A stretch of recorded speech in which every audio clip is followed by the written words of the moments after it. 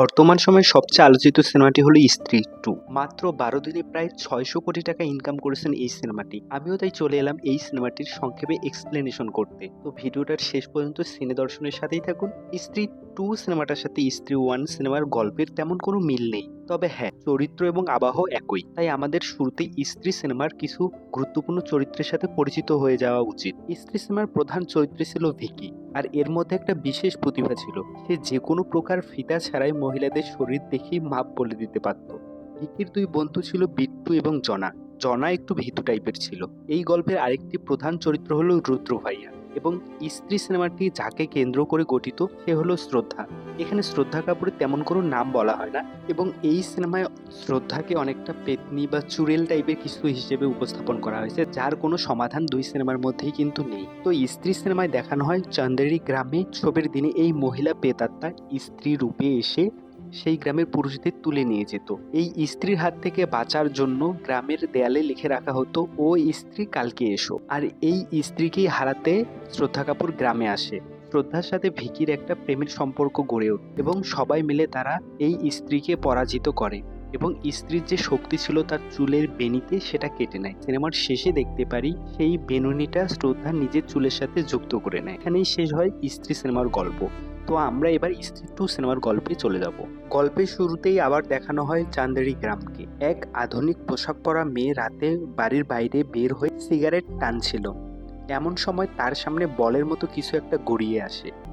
মেয়েটি অবাক হয়ে সেটি হাতে নিতেই এটি কাটা মুন্ডের আকার ধারণ করে, এবং সেই মুন্ড থেকে শিকল বের হয়ে মেয়েটিকে টেনে নিয়ে যায়। এর কয়েক বছর পরের ঘটনা দেখানো হয়। চান্দেরি গ্রাম ততদিনে অনেকটা উন্নত হয়ে গেছে।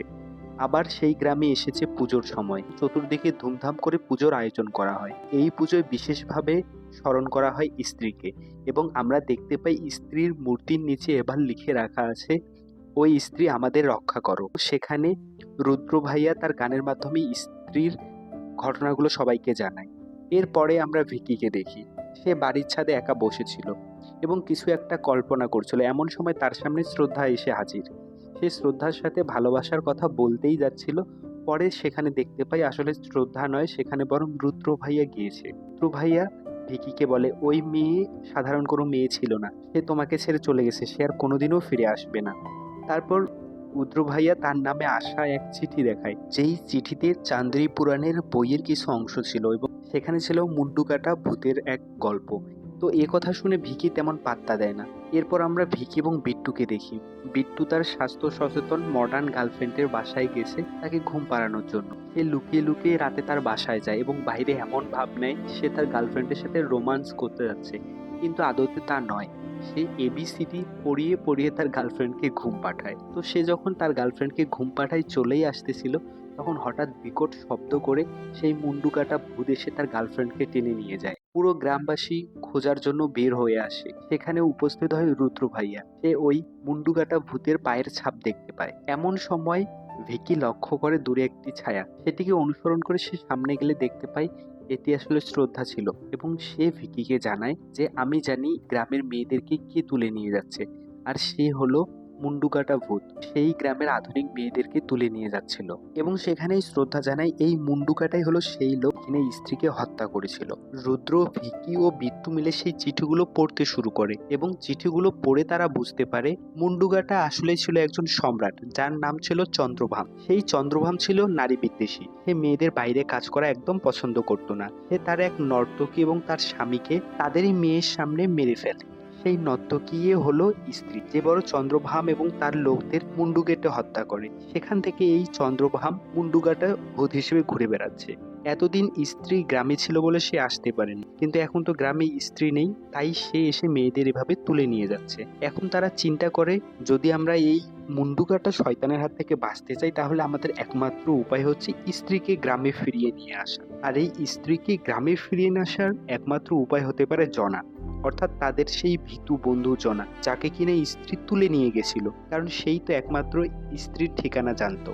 এদিকে আবার জনার মা এত সব কাণ্ড হওয়ার কারণে জনাকে তার কাজিন ভাস্করের কাছে পাঠিয়ে দেয়। এবার ভিকি এবং বিট্টু মিলে জনাকে আনতে ভাস্করের কাছে যায় এবং সেখানে গিয়ে তারা দেখতে পায় ভাস্কর, যে কিনা এখন ভেরিয়া রূপে ছিল, অর্থাৎ ভেরিয়া মুভিতে আমরা বরুণ ধাওয়ানকে যে নেকড়ে রূপে দেখেছিলাম সেই অবস্থায় দেখতে পায়। সেখান থেকে এই ভেরিয়া তো চলে যায়। এরপর তারা জনাকে মিথ্যে নাটক করার কথা বলে গ্রামে নিয়ে আসে। গ্রামে আসার পর জনা যখন সত্যি ঘটনাটা জানতে পারে তখন সে কোনোভাবেই রাজি হয় না, কিন্তু সবার চাপে পড়ে সে অবশেষে রাজি হয় এবং তারা চারজনে চলে যায় স্ত্রীর আস্থানায়। সেখানে যাওয়ার পর পরিকল্পনা অনুযায়ী ভিকি, বিট্টু, রুদ্র ভাইয়া সবাই আলাদা হয়ে যায় এবং জনাকে একা ছেড়ে দেয়, যাতে জনাকে একা পেয়ে স্ত্রী সামনে চলে আসে।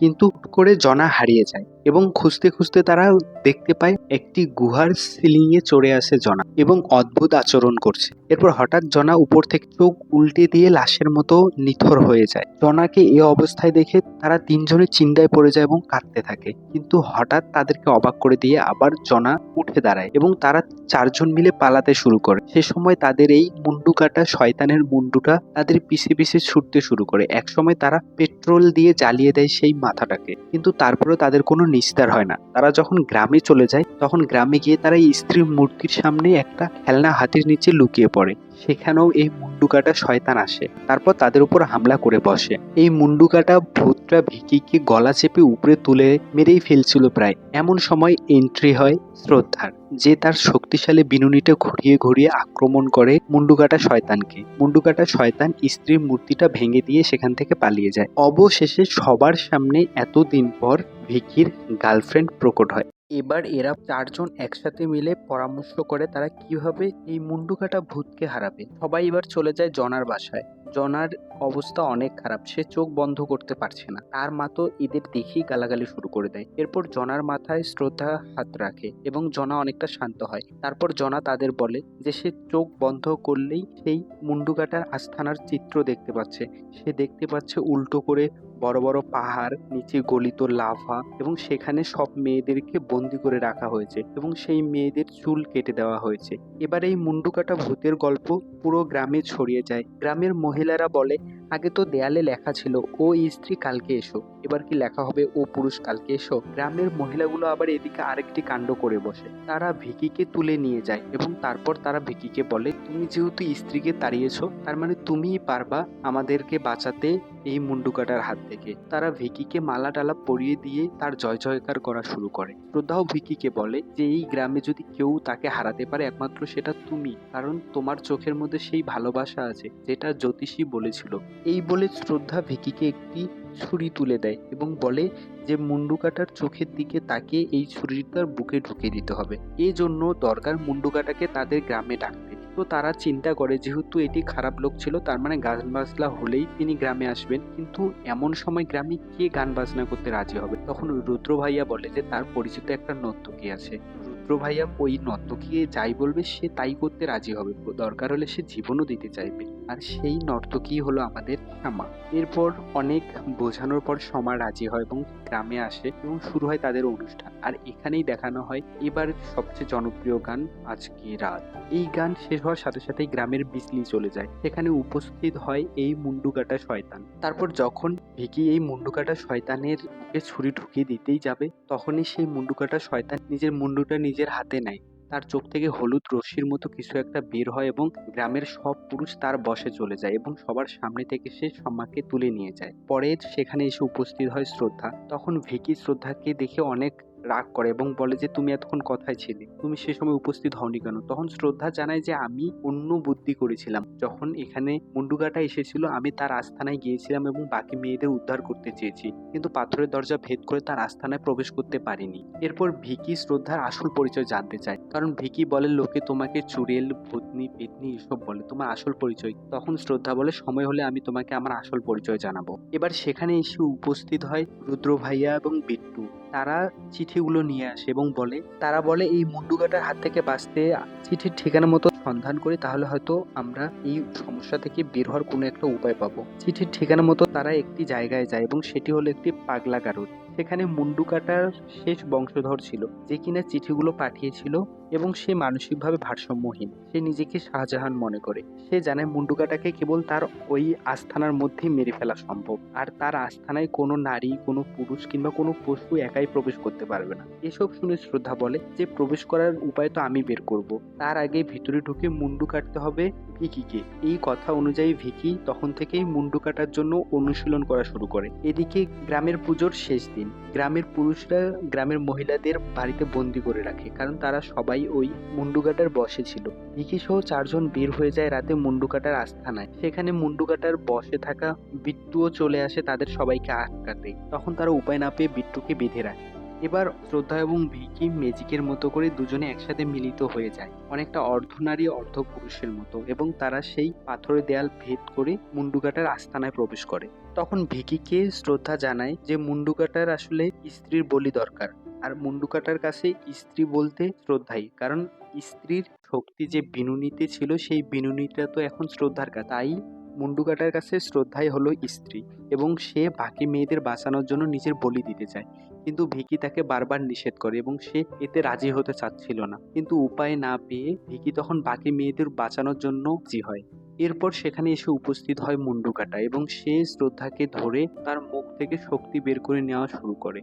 শ্রদ্ধার সাথে সাথে বাকি মেয়েদের ভেতর থেকেও শক্তি বের হয়ে যাওয়া শুরু করে, এবং ভিকি বুঝতে পারে যদি শ্রদ্ধা মারা যায় বাকি মেয়েরাও মারা যাবে। তাই সে দৌড়ে এসে সেই মুন্ডু কাটার মাথাটাকে দুভাগ করে ফেলে। কি এবং শ্রদ্ধা মনে করে তারা হয়তো জিতে গেছে, কিন্তু তা নয়। সেই কাটা 2 ভাগ মুন্ডু আবার স্বয়ংসম্পূর্ণ হয়ে আবার নিজে থেকেই দুটো আলাদা মুন্ডে পরিণত হয়। এরপর শ্রদ্ধা এবং ভিকি যতই চেষ্টা করে মুন্ডুগুলোকে কেটে ফেলার জন্য, ততই মাথাগুলো কাটা অংশ থেকে আবার নতুন করে মাথা গজিয়ে অনেকগুলো মাথা হয়ে যায়। এক সময় তাদের অবস্থা খুবই নাজেহাল হয়ে যায়। এসব দেখে শ্রদ্ধা ভিকিকে বোঝায়, যদি আমরা এই মুন্ডু কাটাকে হারাতে চাই তাহলে স্ত্রী যেই তলোয়ার দিয়ে তার গলা কেটে দিয়েছিল সেটা দিয়েই তাকে বলি দিতে হবে, এবং সেই তলোয়ারটি ভিকিকে তুলতে বলে, এবং বলে যে মন থেকে ভালোবেসে এই তলোয়ারটা তুলতে হবে। ভিকি গিয়ে বারবার চেষ্টা করে, কিন্তু সেই তলোয়ারটাকে সে আর তুলতেই পারছিল না। এদিকে তাদের নাজেহাল অবস্থা, মুন্ডু কাটা তাদের প্রায় মেরেই ফেলতেছিল। এমন সময় তাদের বাঁচাতে চলে আসে ভাস্কর ভেরিয়া রূপে। হ্যাঁ,